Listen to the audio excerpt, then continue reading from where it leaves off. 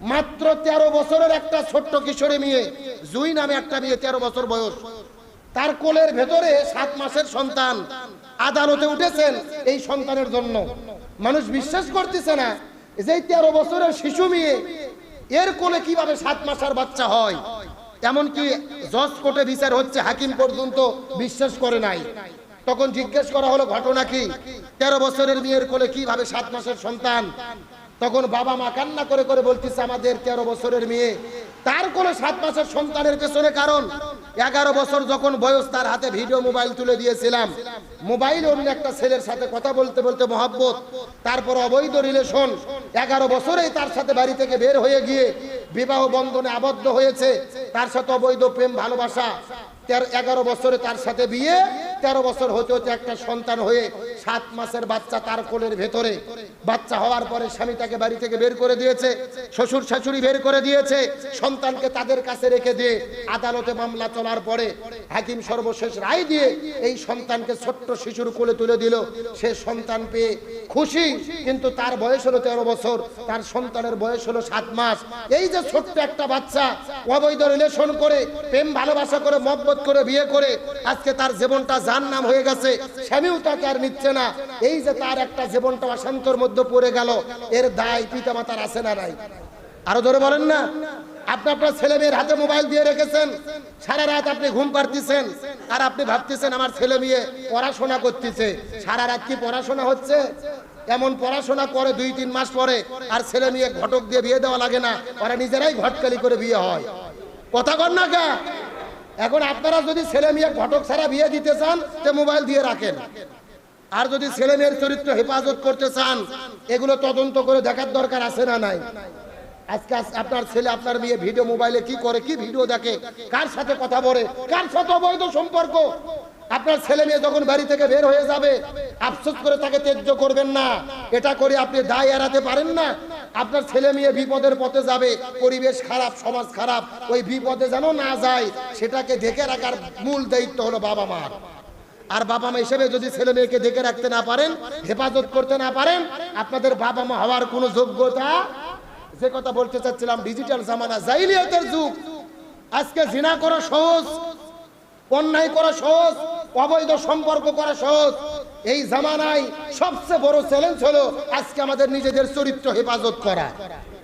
আজকে জিয়াদ করা সহজ হয়ে গেছে, জীবন দেওয়া সহজ হয়ে গেছে, হক কথা বলা সহজ হয়ে গেছে, কিন্তু নিজেদের চরিত্র হেফাজত করা বড় কঠিন হয়ে গেছে।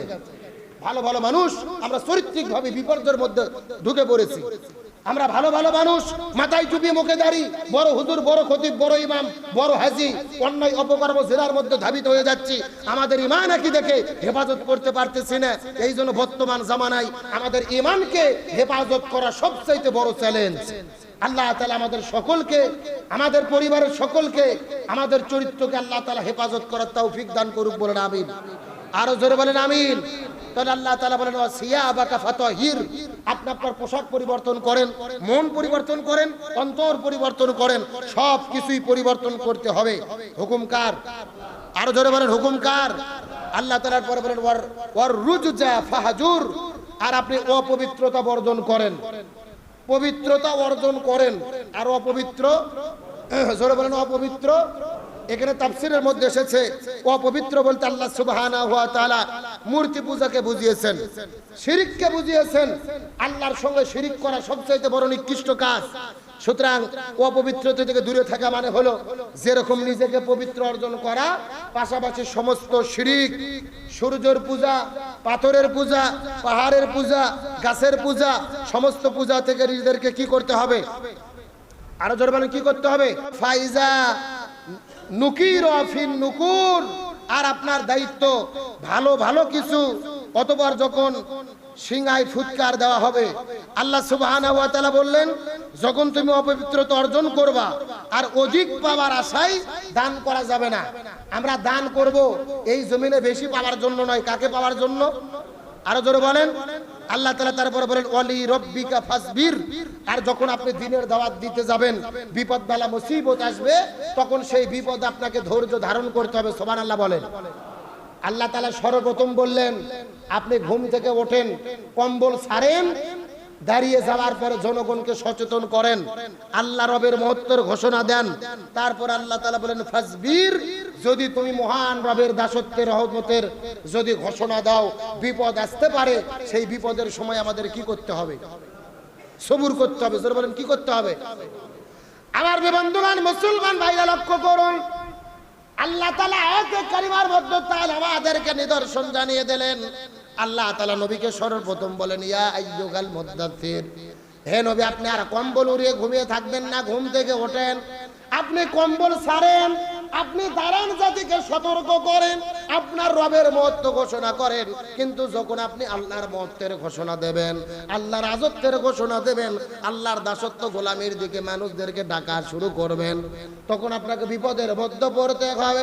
আর আপনি যখন বিপদের মধ্যে পড়বেন, আল্লাহ তাআলা ডাকতে বলে ইয়া রাসূলুল্লাহ, যখন বিপদের মধ্যে পড়বেন ফাসবির, আপনাকে সবুর করতে হবে, আপনাকে ধৈর্য ধারণ করতে হবে। আর আমরা যদি দিনের দাওয়াত দিতে যাই, বিপদে পড়তেই, আমি যখনই হকের কথা বলবো আমাকে বিপদে পড়তে হবে।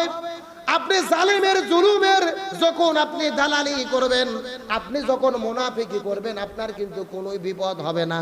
কিন্তু যখন আপনি হকের পক্ষে থাকবেন, জালিমের জুলুমের বিরুদ্ধে কথা বলবেন, আপনাকে বিপদের মধ্যে পড়তে হবে, আপনাকে বিপদের মধ্যে পড়তে হবে। ঘর বাড়ি ছাড়া লাগতে পারে, জেলের মধ্যে বন্দী হওয়া লাগতে পারে, প্রয়োজনে জীবন দিয়ে এই দুনিয়ার মধ্যে শাহাদাত বরণ করা লাগতে পারে। আল্লাহ তাআলা ডাকতে বলেন ইয়া আইয়ুহাল মুদ্দাসসির, আপনি কম্বল ছেড়ে ঘর থেকে বের হন, অকুম রব্বিকা ফাকাব্বির, আপনি দাঁড়িয়ে যান, জনগণকে আপনি সচেতন করেন, আপনি নিজে শরীর পবিত্রতা অর্জন করেন। আর দিনের পথে যখন আপনি চলবেন, হকের কথা বলবেন, হকের পথে চলবেন, তখন আপনার উপরে বিপদ বালা মুসিবত আসবে। আর যখন বিপদের মধ্যে পড়ে যাবেন, আপনাকে সবুর করতে হবে। আর যারা সবুর করেন, ইন্নাল্লাহা মাআস সাবিরিন, নিশ্চয়ই যারা বিপদে সবুর করে, ধৈর্যশীলের সঙ্গে থাকে কে? আর একটু জোরে বলেন। সম্মানিত উপস্থিত হাজিরিন, তাহলে আল্লাহ তাআলা সর্বপ্রথম ওহী ছিল কোন সূরা বলেন তো? আরো জোরে বলেন কোন সূরা? সূরা আলাকের ভেতরে আল্লাহ নবীকে তেমন কোনো দায়িত্ব দেয় নাই। একমাত্র দায়িত্ব কিসের জ্ঞান অর্জন করা লাগবে? আরো জোরে বলেন। এই আয়াত অবতীর্ণ করার পরে 6 মাসে কোনো ওহী আল্লাহ নাজিল করলেন না। তারপরে দ্বিতীয় নম্বর ওহী দিলেন সূরা আল মুদ্দাসসির। এই সূরা মুদ্দাসসিরের মাধ্যমেই মূলত আল্লাহ তাআলা রাসূলের উপরে রিসালাতের দায়িত্ব দিয়েছে। কিসের দায়িত্ব? আর রিসালাতের দায়িত্ব কি? ও রব্বাকা ফাকাব্বির, আল্লাহর মহত্ব, আল্লাহর দাসত্ব, আল্লাহর বরত্ব ঘোষণা করতে হবে। প্রথম 5 আয়াতে নবীর কি করা লাগবে এটা নবী খুঁজে পায়নি। তবে নবী মেসেজ পাইছে, আমি আল্লাহর পক্ষ থেকে পয়গম্বর হব, যেই ভবিষ্যৎবাণী কে করে দিলেন? Waraqa bin নাওফেল। আর নবীজি সূরা মুদ্দাসসিরের মাধ্যমে রিসালাতের দায়িত্ব বুঝে পেলেন।